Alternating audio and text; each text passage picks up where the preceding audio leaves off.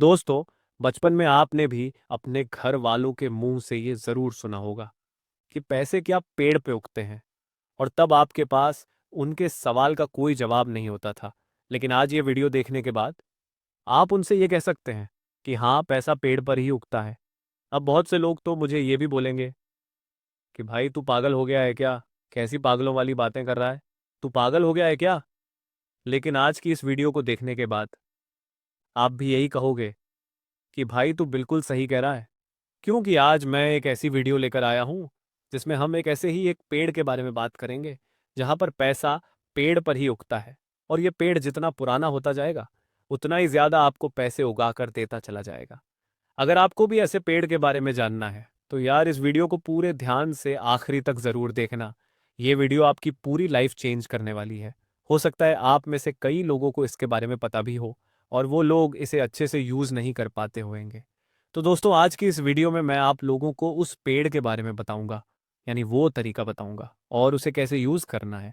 आपको ये भी बताऊंगा, उसका आपको प्रॉफिट भी बताऊंगा। तो चलिए वीडियो में आगे बढ़ते हैं और जानते हैं उस तरीके के बारे में, उस पेड़ के बारे में।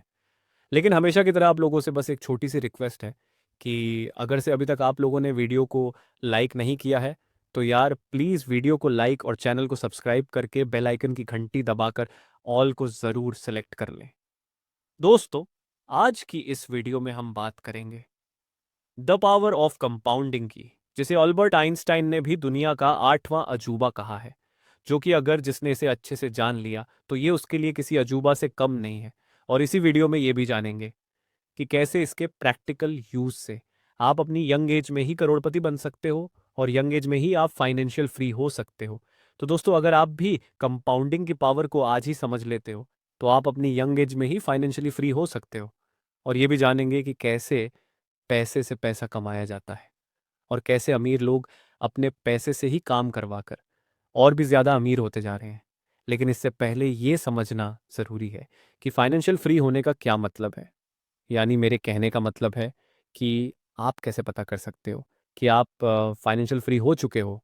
क्योंकि बहुत से लोगों को ये पता ही नहीं है कि फाइनेंशियल फ्री होना किसे बोलते हैं।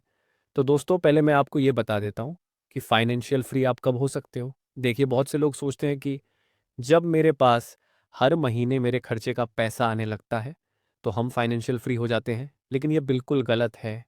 क्योंकि अगर मान लो आप कि आपका खर्च महीने का 30,000 है और अब आपको महीने का 30,000 आने लगा बिना काम किए, तो आप ये सोचकर कि मैं फाइनेंशियल फ्री हो गया हूँ और आप काम करना छोड़ देते हैं। फिर कुछ समय के बाद कोई प्रॉब्लम आ जाती है, सपोज घर में कोई बीमार हो गया, तो अब आप क्या करोगे? जो आपके मंथली खर्च का पैसा था वो तो गया, अब आप क्या करोगे? इसीलिए ये समझना बहुत ज़रूरी है कि आप फाइनेंशियल फ्री कब होते हैं, आप कब काम करना छोड़ सकते हैं।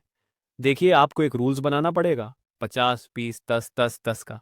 बहुत से लोग इस रूल को जानते भी होंगे और बहुत से लोग नहीं जानते। लेकिन जो लोग जानते हैं उनको भी इसे समझना है, क्योंकि ये रूल थोड़ा अलग है। ये रूल है फाइनेंशियल फ्री होने का, और जो रूल आप जानते हैं वो था अमीर बनने का।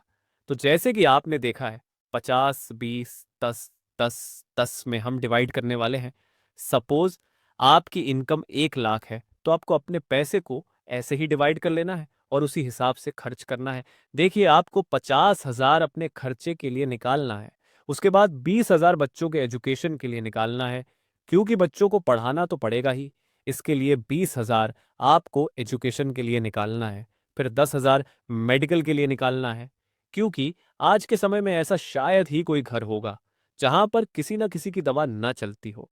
इसलिए आपको 10,000 मेडिकल के लिए निकालना ही है। ये तो हो गया हमारा नॉर्मली खर्च। अब ऐसा तो होगा नहीं कि आप कभी अपनी फैमिली के साथ कहीं घूमने नहीं जाओगे या आपके बच्चे पार्टी वगैरह नहीं करेंगे। जाहिर सी बात है, ये तो लगा ही रहता है। इसीलिए आपको 10,000 एंजॉय के लिए निकालना है। अब आपका बचा 10,000, तो भाई ये 10,000 अपने इमरजेंसी के लिए निकालना है, क्योंकि इमरजेंसी कभी बताकर नहीं आती। इसीलिए ये निकालना बहुत ज़रूरी है। अगर अब आपके एसेट्स इतना पैसा आपको दे रहे हैं तो फिर आप फाइनेंशियल फ्री अपने आप को कह सकते हैं। ये तो था फाइनेंशियल फ्री होने का तरीका। अब हम ये जानेंगे कि कैसे कंपाउंडिंग से ढेरों पैसा कमा सकते हैं। कंपाउंडिंग के जरिए से आप पैसे का पेड़ कैसे खड़ा कर सकते हैं। तो चलिए दोस्तों, वीडियो में आगे बढ़ते हैं और कंपाउंडिंग के बारे में अच्छे से समझते हैं। दोस्तों, अमेरिका के फेमस साइंटिस्ट और इन्वेस्टर बेंजामिन फ्रैंकलिन का पावर ऑफ कंपाउंडिंग के ऊपर बहुत ही फेमस कोट है। Money make money and turn money that make more money. यानी कि कंपाउंडिंग में पैसा ही पैसे को बनाता है, और पैसा जिस पैसे को बनाता है वो पैसा और भी ज्यादा पैसा बनाता चला जाता है। इसे आप ऐसे समझ सकते हैं कि आपका जो बच्चा होगा वो तुरंत ही पैसा कमाना शुरू कर देगा। अभी आप नहीं समझे ना? ठीक है, इसे अच्छे से समझाता हूं। मान लो आप 10 लाख रुपए इन्वेस्ट कर दिए, और अगर आपको मिलता है 10% का इंट, तो वो होगा 1 लाख। तो अब आपका कितना पैसा हो गया? आपका पैसा हो गया 11 लाख। अब अगली बार जो आपको रिटर्न मिलेगा वो होगा 1,10,000। अब आपका पैसा कितना हो गया? अब आपका पैसा 12 लाख। 10,000 हो गया। अब यही पैसा अगली बार आपको कितना देगा पता है आपको? अगली बार आपको रिटर्न देगा 1,21,000। अभी आपको ये पैसा बहुत कम लगता होगा, लेकिन आप टाइम निकाल कर कैलकुलेट करना। 10 साल के बाद आपको जो रिटर्न मिलेंगे उसे देखकर आप चौंक जाओगे। फिर भी मैं आपको बता देता हूं, आपका जो पैसा है वो हो जाएगा 16,10,510 रुपए। अभी भी आपको कम लग रहा होगा, लेकिन यही कंपाउंडिंग 20 से 25 साल में 2 करोड़ के ऊपर निकल जाएगा। जैसे कि मैंने आपको पहले ही कहा था कि पेड़ जितना बड़ा होता जाएगा वो आपको उतना ही ज्यादा पैसा देता जाएगा। ये प्रोसेस लॉन्ग टर्म में लगातार चलता रहता है, और आपका अमाउंट लगातार बढ़ता चला जाता है। शुरुआती टाइम में मिलने वाला रिटर्न आपको बहुत ही कम लगेगा, और यही कारण है कि ज्यादातर लोग एसआईपी जैसे इन्वेस्टमेंट को शॉर्ट टर्म में ही छोड़कर चले जाते हैं। वो ये नहीं जानते कि ये छोटा सा दिखने वाला अमाउंट कुछ ही सालों में लाखों या करोड़ों रुपए में कन्वर्ट हो जाएगा। कंपाउंडिंग के पावर को समझने के लिए मैं आपको बचपन में सुनी हुई एक स्टोरी याद कराना चाहता हूँ।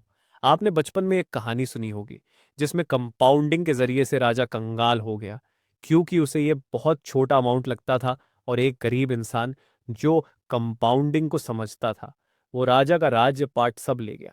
चलिए इसे अच्छे से समझते हैं। एक नगर में एक ऐसा राजा था जिसे अपनी बुद्धि पर बहुत ही घमंड था। वो ऐसा समझता था कि इस पूरे राज्य में मेरे जैसा होशियार, अक्लमंद, बुद्धिमान कोई नहीं है। तभी एक दिन उसने अपने नगर में एक खबर फैला दी कि इस नगर में ऐसा कोई व्यक्ति नहीं है जो मुझे शतरंज में हरा सकेगा, और जो भी व्यक्ति मुझे शतरंज में हरा देगा तो मैं उसे मुंह मांगा इनाम दूंगा। ये खबर आग की तरह पूरे नगर में फैल गई। नगर के लोग एक दूसरे से मशवरा करने लगे कि ऐसा कौन है जो राजा को शतरंज में हरा सके। उन लोगों को कुछ समझ नहीं आ रहा था। तभी उस खबर को सुनकर एक बुद्धिमान व्यक्ति उस राजा के राजमहल में आता है, और राजा से बोलता है कि हे राजन, मैं तुम्हें शतरंज में हरा दूंगा। ये बात सुनकर उस घमंडी राजा को बहुत गुस्सा आ गया, और उसने कहा कि यदि तुम मुझे नहीं हरा पाए तो मैं तुम्हें फांसी पर लटका दूंगा। इस पर बुद्धिमान व्यक्ति ने कहा कि हे राजन, मुझे आपकी ये शर्त स्वीकार है। अब ये खबर नगर के सभी लोगों को पता चल गई कि एक नौजवान राजा को हराने की बात की है, और अगर वो नहीं हरा पाया तो राजा उसे फांसी पर चढ़ा देगा। अब उन दोनों के बीच शतरंज का खेल शुरू हो गया, और अंत में जीत उस बुद्धिमान व्यक्ति की हुई। ये देखकर राजा हैरान हो गया, और उसने उस बुद्धिमान व्यक्ति से कहा कि हाँ बताओ, तुम्हें इनाम में क्या चाहिए? जो तुम कहोगे मैं तुम्हें देने के लिए तैयार हूं। उस व्यक्ति ने कहा कि हे राजन, मुझे इनाम में ज्यादा कुछ नहीं चाहिए, बस इस शतरंज के हर एक खाने में सोने का सिक्का चाहिए। लेकिन मेरी शर्त यह है कि हर एक खाने के बाद सिक्कों की संख्या डबल होनी चाहिए। यानी कि पहले खाने में 1 सिक्का, तो दूसरे खाने में 2 सिक्के, तीसरे खाने में 4 सिक्के, चौथे खाने में 8 सिक्के, और इसी तरह अगले खाने में सिक्के डबल होते जाने चाहिए। ये बात सुनकर राजा हंसने लगा और बोला, तुम तो बहुत ही मूर्ख निकले। मैंने तो सोचा था तुम कुछ बड़ा मांगोगे। खैर कोई बात नहीं, तुमने जो मांगा है वो तुम्हें जरूर दिया जाएगा।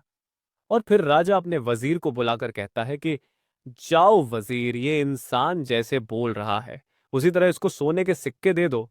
दोस्तों, हम सभी जानते हैं कि एक शतरंज बोर्ड में 64 स्क्वायर होते हैं। पहले स्क्वायर में एक सिक्का रखा गया, दूसरे में दो, तीसरे में 4 सिक्के रखे गए, चौथे में 8, और इसी तरह रखते रखते 29वें स्क्वायर पर लगभग 53 करोड़ सोने के सिक्के चाहिए थे। और 64वें यानी लास्ट खाने में इतने सिक्के चाहिए थे जो कि राजा के खजाने में ही नहीं थे। ये देखकर राजा का घमंड चूर चूर हो गया।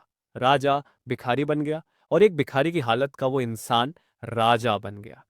ये होती है कंपाउंडिंग की ताकत। दोस्तों, हमने अभी जो एग्जाम्पल देखा है उसमें हमने रिटर्न को 100% लिया है, जो कि रियलिटी में बिल्कुल भी पॉसिबल नहीं है। रियल लाइफ में हमें मैक्सिमम 15 से 20% का ही रिटर्न मिल पाता है, वो भी तब जब आप किसी अच्छे म्यूचुअल फंड या स्टॉक में इन्वेस्ट करते हैं। तो दोस्तों, बचपन में आपने कंपाउंड इंटरेस्ट का मैथमेटिकल फॉर्मूला जरूर पढ़ा होगा, लेकिन प्रॉब्लम ये है कि आपको ये फार्मूला सिर्फ मैथ में अच्छे नंबर लाने के लिए पढ़ाया गया होगा, ना कि किसी फाइनेंशियल एजुकेशन के लिए। दोस्तों, इस वीडियो का ये बहुत ही मेन पार्ट है, इसलिए इसे बड़े ही ध्यान से समझना। आज हम रियल वर्ल्ड में कंपाउंडिंग को समझेंगे। मान लो आपने 1 लाख किसी म्यूचुअल फंड या स्टॉक में इन्वेस्ट किए, और मान लेते हैं कि आपको इस पर 20% का एनुअल रिटर्न मिलता है। तो पहले साल में आपका अमाउंट 1,20,000 हो जाएगा। 3 साल में 1,62,800 रुपए हो जाएंगे। 5 साल में 2,48,832 रुपए। 10 साल में 6,19,171 रुपए हो जाएंगे। और ऐसे ही बढ़ते बढ़ते 100 साल में आपका अमाउंट 8,28,000 करोड़ बन जाएंगे। दोस्तों, अगर एक रियल एग्जाम्पल देखें तो वॉरेन बफेट ने कंपाउंडिंग के इसी मैजिक की वजह से सिर्फ 60 साल की एज में 104 बिलियन डॉलर बना लिए हैं। वॉरेन बफेट ने कंपाउंडिंग के इस मैजिक को अपनी यंग एज में ही समझ लिया था, और इसी वजह से उन्होंने अपना पैसा लॉन्ग टर्म में इन्वेस्ट किया।